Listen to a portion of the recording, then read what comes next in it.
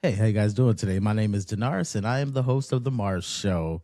All right, and I know we got a good one today. We're gonna come out swinging, and the title of this video is "Grilled Perfect Cowboy Steak."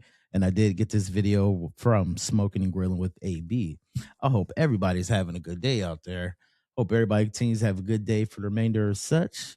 And I hope that your day gets even better than yesterday. Like I said, we'll go ahead and jump right on into it. Let's go. Everybody, and welcome back to my channel, Smoking and Grilling. And today, What's up, you brother guys see the AB? thumbnail. Ain't no need me to hype it up, nothing like that. You know what I'm doing. I'm grilling the Cowboy steak. Some people call it the Tomahawk. Whatever it is, it's a big steak. Hey, so I'm getting ready to show you guys in this video just how easy it is to do. You know what I mean? And take you guys through the process and show you. Hey, now, real quick, AB, there is a the only differences that I've seen is that the basically the Tomahawk has a French trim bone and is normally 12 inches. So typically it's I want to say it's shorter. The Cowboy steak is shorter. All right, let's go. I want to over talk this. Really, I don't. Tidbit, listen, you talking about simplifying some stuff. Hey, that I'm going to do. Hey, so look, I'm getting ready to show you guys, show you the ingredients. With that being said, let me go ahead and just break right into this steak, show you these ingredients, and let's get on that grill. Now, I know usually when I go over my ingredients, you know, I have the little bowls all over the place, stuff like that, right? Hey, but when you want to talk about making a good steak, listen, all we're going to use is salt, right? That's kosher salt. And we're going to put some pepper on it. But I'm not going to put no pepper on it right off the bat. You know what I mean? So right now, I'm going to go ahead and salt it. But the first thing I'm going to do is I'm going to be using my meat stick. You got to get one. You don't have to get one of these, but I'm going to tell you why, and I'm going to explain all of that next week. But this right here gets inserted in here. I'm going to just give you the gist. I insert this in here, and it has this little line. AB left us on a cliffhanger. Line right here, right? You guys might not be able to see that. Let's see. See if I can get it to focus on this line right here. There's a line right there. Okay, we got you. Right? You insert it into the meat in the middle, so it'll go in about that deep. Listen, we want to cook by the internal temperature. So now you guys are going to find out, when you ask me about the time, it's not about the time, it's really about the internal temp and what we're trying to achieve. If you're using something like this, you know, like an instant read or something like that, when you use these, that means you got to go take the hood off of your, take the lid off of your, you know, your cure or whatever, and then you let the heat out. Same thing that we say when we using a crock pot. If you open it or you looking, you ain't cooking. Same thing when it comes to barbecue. Let me just trim this up a little bit, and we'll go from there. I'll just put the trimmings right here. This little piece right here. Prepping it up. Now, look, one of the things I'm going to tell you right now will be key is that, listen, you want to start with room temperature meat. Hey, that right there is monumental. I mean, you know what? Just for the video. AB's life hack number 38. Let's go. Compiling them up. I'm looking for like the presentation. This is the only reason why I'm taking all of this off. If I wasn't doing that, I'd be cooking it too. Listen, all of this right here, this that flavor that be on that meat. But right now, what I'm doing is, let's just say I'm dressing her up to be pretty. This is for all the new people. You can see all of this. This is what we call marbling. Perfect. That's all the fat that's inside the meat. This is where it becomes juicy, and that's where you get your flavor from. So let me just go around, look around it. If I like what I see, I'm just going to leave it alone. Then we're going to put some salt on it, right? We're going to let the salt extract some of that moisture out of it. And then while it's doing that, I'm going to leave it right here in this kitchen. I'm going to go outside, and we're going to go ahead and get our... AB breaking it down on a molecular level. Let's go. Let's go. We're going to get our coals going. Okay. Now, look, this time I'm using my gold, you know, kettle grill. So listen, I got the heat over here on this side right here. So this is where the heat is. Okay. So this would be direct heat. And remember, on the right side of this is what we call indirect heat. Hey, that's important.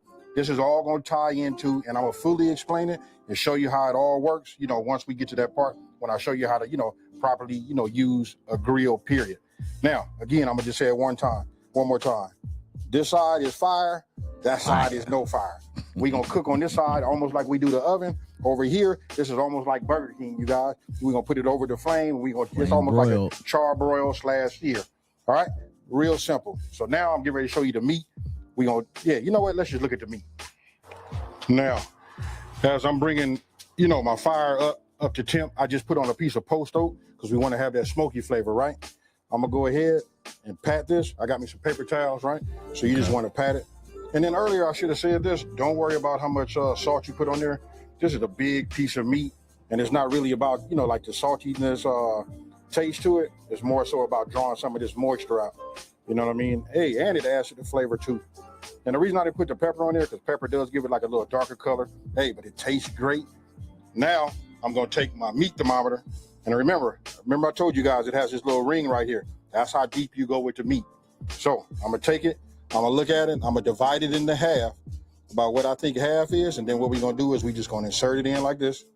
Because look, we're not cooking by time, we cooking by an internal temperature. And the internal temperature we want to reach right now, we want to reach 125. Okay. Once we reach 125, we're gonna take it off. See, my problem was when I burnt the tomahawk steak that I tried to cook, no thermometer. I just knew I could just cook anything, and I burnt those steaks up for sure. So that meat thermometer is very important.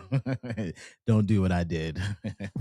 I'm gonna raise the fire, and then we're gonna put a sear on it. We're gonna get it to look real, real pretty. But right now I got it like this. Man. So you guys can see. All right, I got it holding back 350 degrees, right? So it's holding that temp. So I got my vent here adjusted and the vent on the bottom adjusted just fine. So what I'm gonna do is take this off. We're gonna go ahead and put the steak on the indirect. That means no fire underneath it. And we're gonna go ahead and just start monitoring it with our meat stick app. And we just gonna wait till we reach that temperature. And once we reach the temperature, which is 125 degrees, then we're gonna take it off. And we're gonna let it, you know, like simmer down. Did he say that thermometer had an app? Yeah. 2026. Even though it's a couple years ago. Technology, boy. Just a little bit as I bring the coals back up, so we can put that sear on it. So check this out. You gotta open it, like he said. Wow. Okay, so now when you get your steak, you can see right there, that's the direct zone. We want to put our steak down on the indirect side, right? No heat underneath. Put your lid on, and you want to maintain your heat at about 350 degrees, you know, until your meat stick or whatever you're using tells you it's done. And then when it's done, it looks like that, not like the, I'll just say that's not the prettiest steak, right? But no worries. We take that, put that off to the side, and I'm using my sausage hand right there. I'm just using that just to stoke the fire, right? So look, I just want to move some of the coals around, you know, make sure that I can get some air underneath them. And then if you look down there, you see where those arrows are? I got my vents on the bottom of my Weber kettle grill wide open, so we can get maximum airflow coming up from the bottom. You know what I mean? So that way we can get the nice intense heat. We looking for somewhere between 450 degrees and 500. Now, after it's kind of like settled in, you can see the flame underneath it. What I do is I put my steak on top of the fire now because we're looking for a sear. Getting that sear. Now we put it on there and we just want to sear for about 2 minutes. I set a timer and all that good flavor too. And if I get flare-ups like that, I just reposition the steak. But you want to do 2 minutes on each side, especially with a steak this big, right? So then we flip it over, and you can see I had a fire over to the right, so I put it off to the left.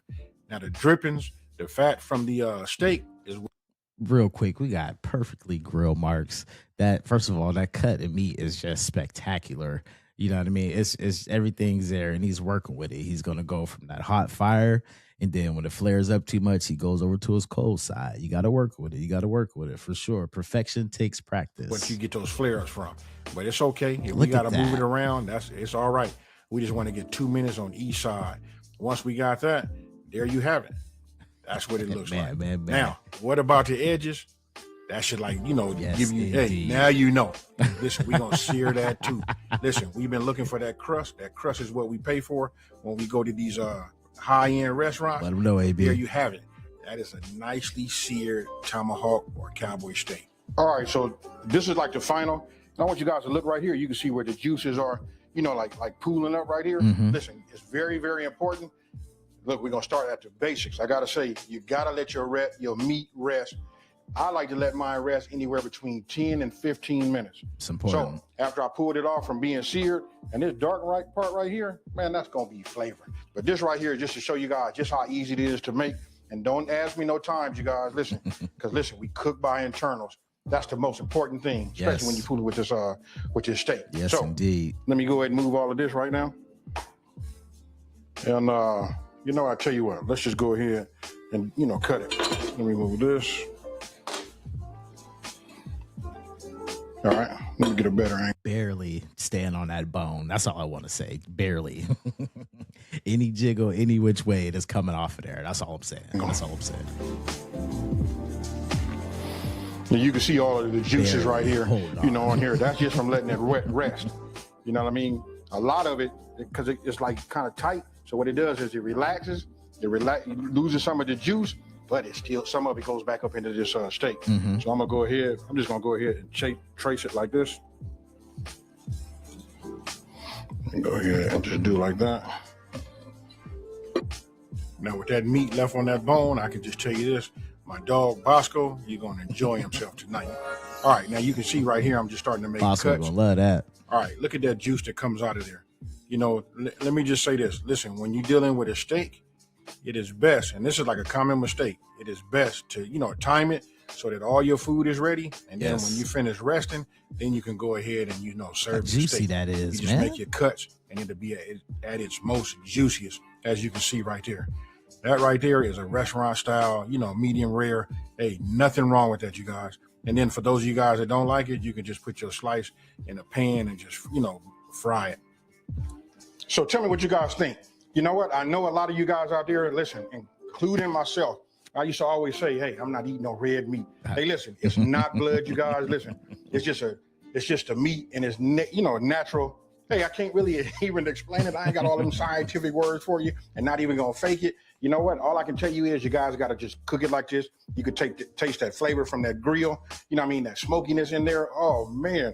And listen, the juice is all over. But for you guys that not, you know, eat it like that, if it's something mental, you know, when you look at it, you're like, I just can't do it. All you got to do is make it this way, because other people might, you know what I mean? That way you don't take the steak too far. And then what you can do is get yourself a cast iron skillet. That works best, or any skillet.